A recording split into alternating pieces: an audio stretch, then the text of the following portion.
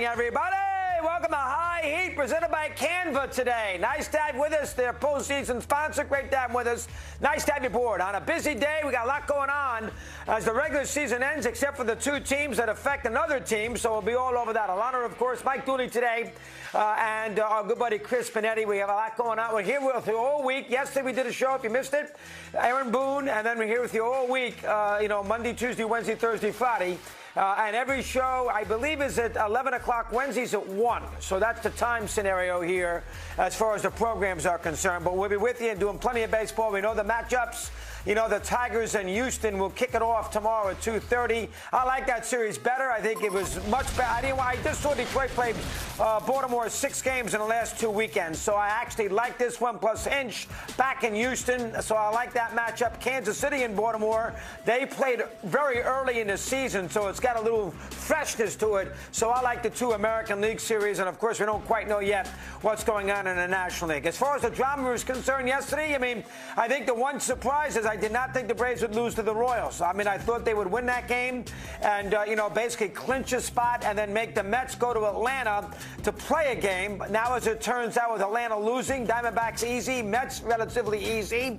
Now the Braves obviously still have to win a game here to clinch a spot. And then the Diamondbacks have to hope that whoever wins the first game also wins the second game. We'll get to those details in a minute. Morton didn't have it yesterday, gave up some runs in the first inning. Kansas City pitched pretty well. And because the White Sox beat Detroit, the Royals get the Baltimore move instead of Houston, as we just discussed. As far as the Mets are concerned, good job, very good by David Peterson. 90-some-odd pitches, 7 innings. I actually would have stretched him because he's not going to pitch in a wild card round unless in relief. I would have given another inning because I would not have thrown if I was Mendoza. And I know he told me, well, Diaz hasn't pitched. I am not throwing Diaz 26 pitches in a 5-0 game because you might need him now 5 straight days because no day off with the wild card, of course, and the 2 games today. And you're going to need him if you lose the first game and he pitches. You got to have him again in the second game. Then, of course, you're going to use him on Tuesday, Wednesday, Thursday. So I just would not have used him yesterday. I wouldn't have started the 9th inning with him if it was me. That's just what I wouldn't have done. He says he's fresh as a daisy, so there you have it. And, of course, we know what happened here with the Diamondbacks blowout early against Arizona, in Arizona against San Diego, after the Padres had scored 5 runs in the top of the 9th inning on Saturday to make the Diamondbacks no longer have control of their own destiny. So they sit and watch today. They claim, Torey Lovullo does, who's the best, says that he knows both managers. So the winner of Game 1 will not lay down in Game 2. That remains to be seen. We're going to get to that right now. Now, listen, the Mets are doing the right thing. They're going to save Severino for the second game. McGill, first game. They're going to save Severino for the second game because if the Mets win the first game, then you want Severino pitching Game 1 of the wild card series. And if you don't do it that way, then if they have to have Severino in Game 2 because they need to win, the Mets are going to have to probably go bullpen tomorrow in Game 1 against Milwaukee. So that's why you save Severino. You hopefully somehow win the first game against Schwellenbach, and then of course you have Severino then could go tomorrow. If not, you're going to have to worry about that when you get there. You have Severino going out second game today and do his thing. And Severino does not have a good postseason record, and I consider this kind of a postseason game myself. And he does not pitch well. I know it's a regular season game, and it's a postseason feel to it. And he has not been a great postseason pitcher when his chances came with the Yankees. We keep an eye on that. Now, listen, he's very capable. Wasn't great last week, but, he's not automatic. Sale will go Game 2 for the Braves. Now, I actually think, this is me, I think there's something wrong with Sale. Velocity was down in his last start against Cincinnati. I would have pitched him on Saturday against Kansas City. So if I would have done that, I know I would have had him in a wild card round. You couldn't guarantee Lopez was going to win the game. So I would have pitched him there, and that means I would have had him Game 3 of the wild card round. If the Braves lose that first game today and I have to pitch Sale, he's out of the wild card series. And I just get the idea they've delayed. Don't forget they pushed Sale back in the Mets series to begin with, and then they didn't pitch him at all against Kansas City, where Saturday would have been perfect. You couldn't pitch him Friday because you had Fried, but Saturday would have been perfect. They didn't do that, and now they're going to wait again as long as they possibly can to pitch him here. The conventional thinking is, well, you know what?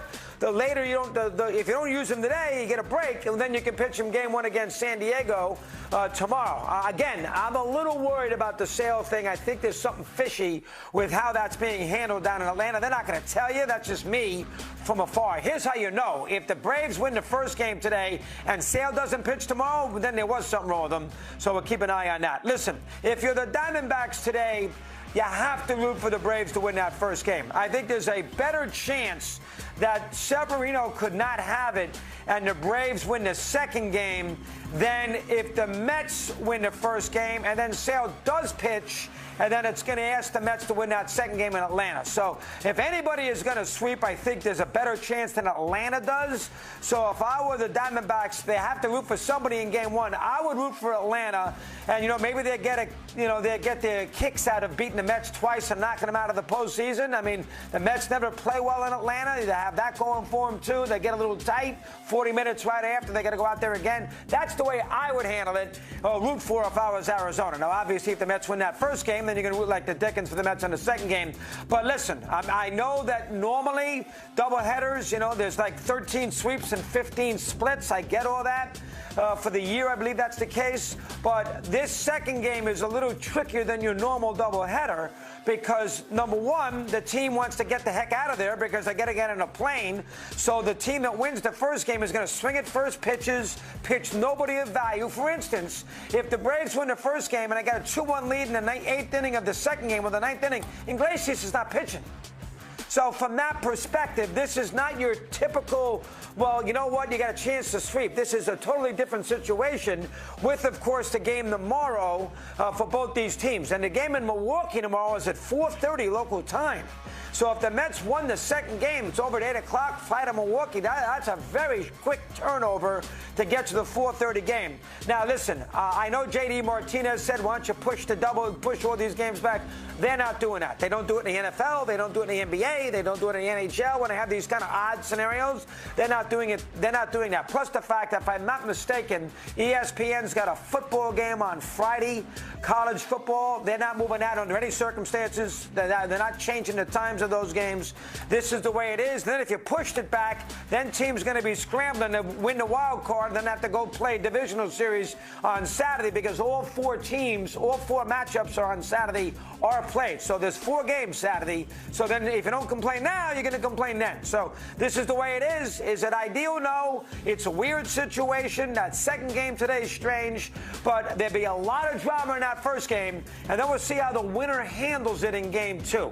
And then we go from there. And, of course, tomorrow we know what time the first game starts. Tigers in Houston is at 2:30-ish or so. And then later on it's the Orioles at 4. And then, of course, it's the Mets at 5:32 if it's the Diamondbacks in Milwaukee or the Mets. And then, of course, the Braves in San Diego. I gave you wrong information last week. I thought they wouldn't go up against the debate. That game will start at 8:38 tomorrow. It moves up 90 minutes on Wednesday, game 2. Drama today. Again, I'm surprised the Braves lost yesterday. Put themselves in a must-win situation. Arizona goes to the ballpark. If you're the Diamondbacks, root for Atlanta in game 1. That's the way to go. That's the way to go if you want to see a sweep. Here's Alana, a lot to do, and she says, hello, Miss Rizzo, take it away. How are you? Chris, this is awesome. This is what you want, right? You want the drama. Otherwise, today we'd have really nothing to talk about except getting ready for the postseason to begin tomorrow. This is great. I know if you're a Braves fan or if you're a Mets fan or if you're a D-backs fan, you'd probably already want to be in. But for a fan just loving baseball, today is an awesome day. This is what I think about when I think about the Braves and the Mets in Game 1. Schellenbach is starting game 1. This is a kid, Chris, that made his major league debut in May. This is a kid that started the season, broke camp with the Atlanta Braves on May 29th, started in Single A when they broke camp with the South Atlantic League. Schellenbach has been phenomenal for them. Pitched great down the stretch, going 5-2 with 2.59 ERA in his last 11 starts. Gave up just 1 run in 14 innings and 2 starts against the Mets this year in Citi Field on July 27th. He pitched what has been the best game of his major league career so far. Struck out 11 guys, gave up just 2 hits and 7 shutout innings in Queens, beat New York 4-0. He gave up 1 run on 3 hits to beat the Mets 5-1 in Atlanta last Tuesday, so he's seen them recently. But think about this for a second. Schellenbach was a guy that didn't even make his debut until May 29th, and now he is pitching for what is the biggest game of his life to see if Atlanta, obviously, can get into the postseason. Good for him. We all know what Chris Sale is doing. We all know that Chris Sale is going to be the Cy Young Award winner in the National League, Triple Crown winner in the National League. But let's give this kid some credit. I mean, putting this team on his back in game one of a doubleheader in a must-win situation.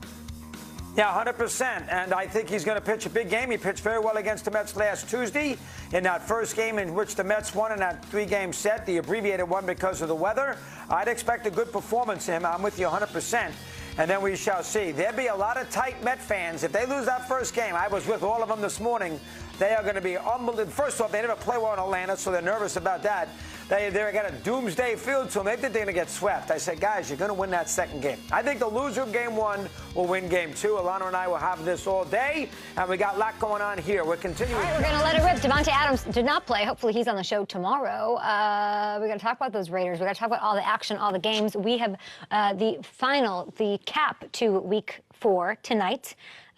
With the Titans playing, and we've got the Seahawks, we've got the Lions, we've got lots going on here, but we're going to start, as we do every Monday, with Luke Kuechly. We'll get to the Bills and the Ravens side of things. What a defensive performance by the Ravens. Unbelievable. Handing the Bills, Josh Allen looking the best I think he has ever looked. And he had a couple of those moments last night with that throw. That was insane. What an alien.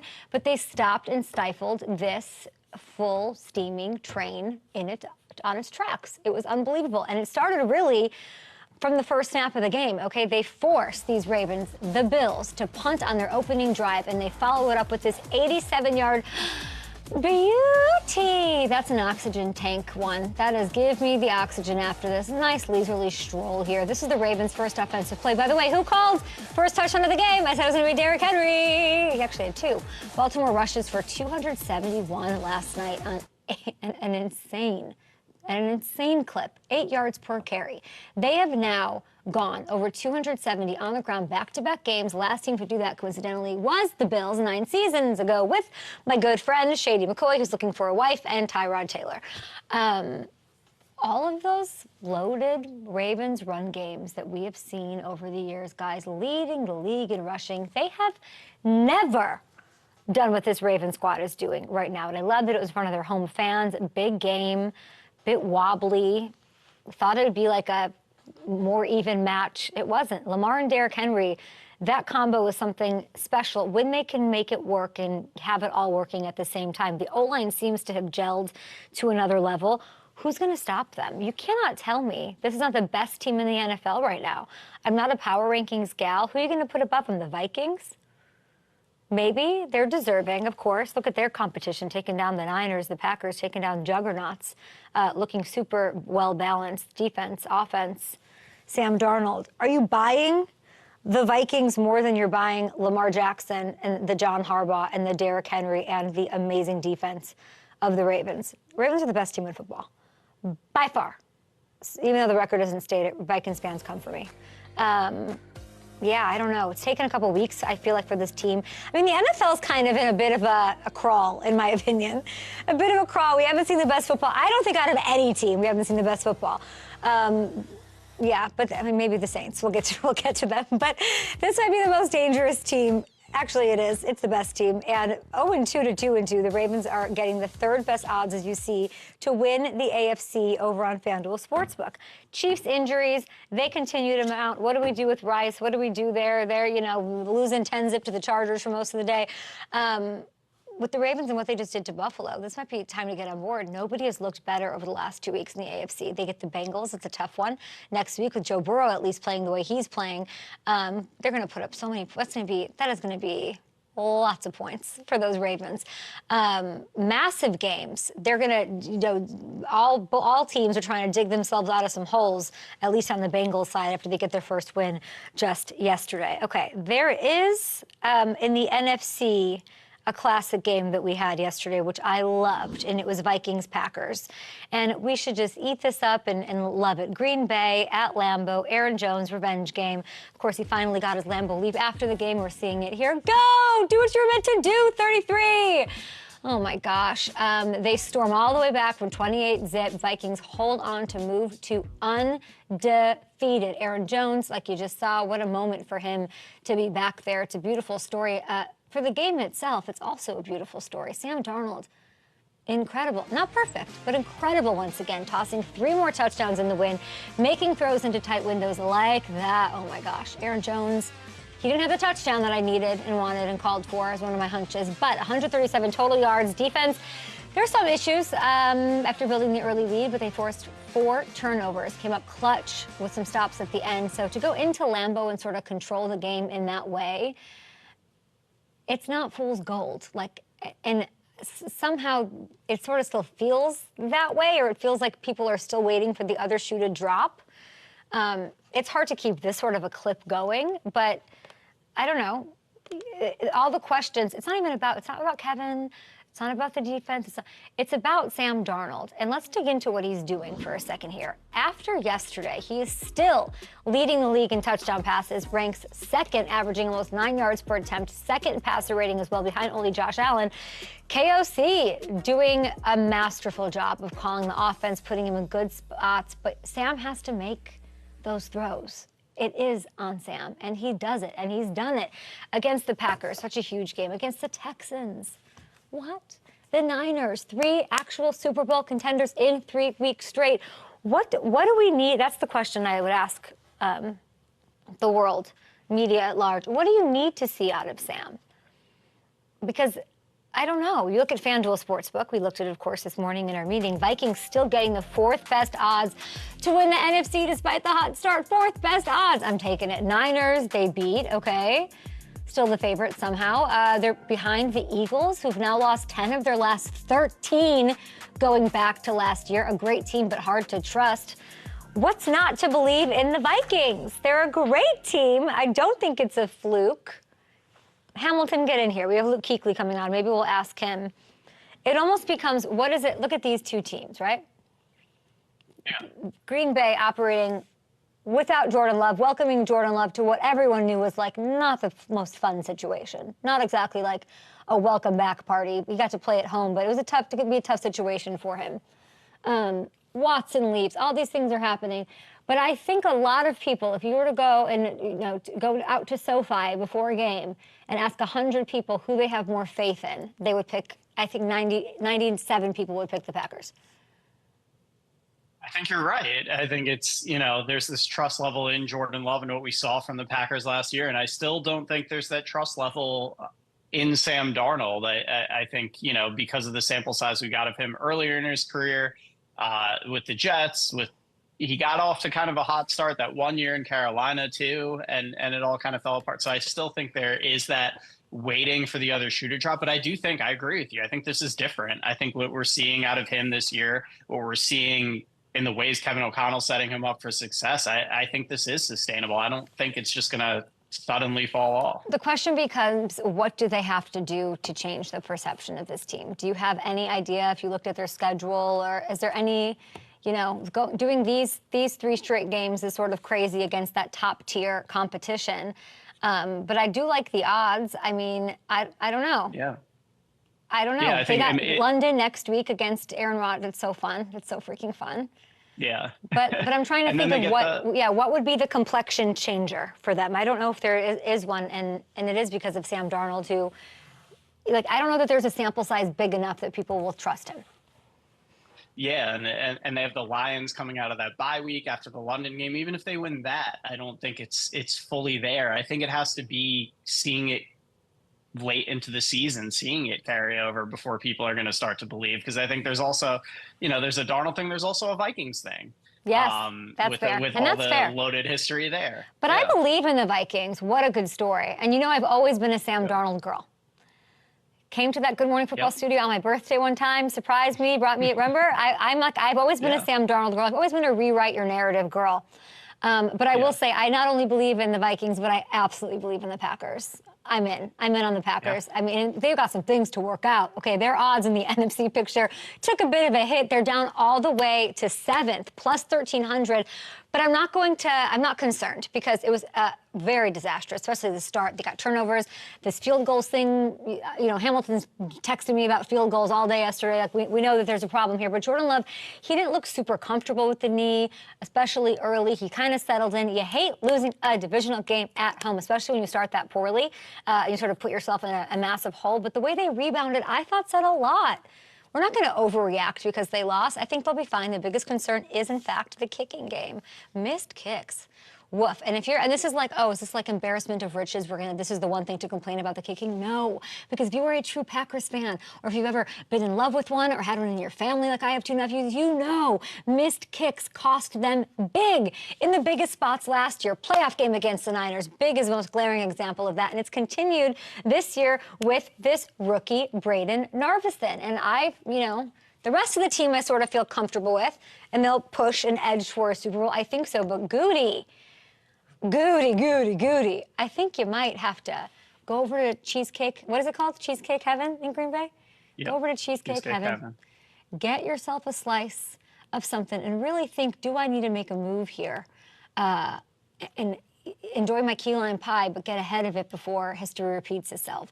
So that's what's going on with the old Packers there. And I think that's it. Let's take a short break here. Hold on. I wanted to say, because we had that in there twice. Okay. That's all I wanted to say about the Packers. But let's get to Cardinals Commanders here. Because this is a team, we got to get to, we can't go on without giving Jaden his love, right? Electric.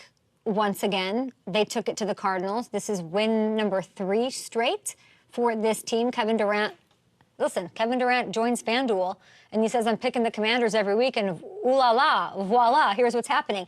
He's completing a ridiculous 86% of his passes. It can't continue, right? He ran for 47 yards and a score, even after throwing his first career interception. It was like nothing happened. Who cares? Because he bounced back from it like it didn't go on.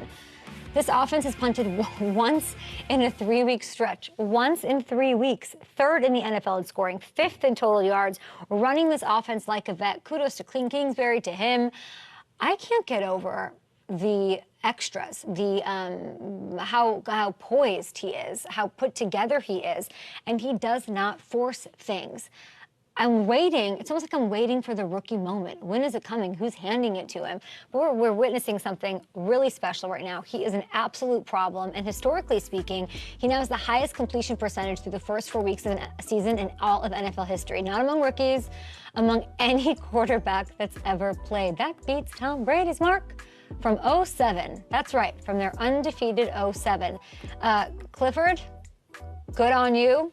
Salute to Clifford here, Mr. Air Raid from Texas Tech, and a pinata punching bag, his draft house, whatever. Like, this was a question about coming into this year. Is he the guy? What will he look like? What will Cliff do? He has done an incredible job with Jaden. And this one meant a little more to him going up against his former team. And if you look at this moment in the locker room after the game, they have so much juice right now. You guys got to go check it out.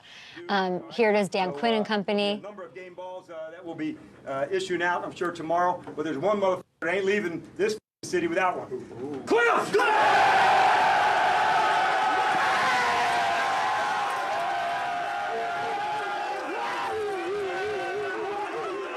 If you look at the odds, despite what they've shown, the full game lead in the division, they're getting worse odds than the Eagles.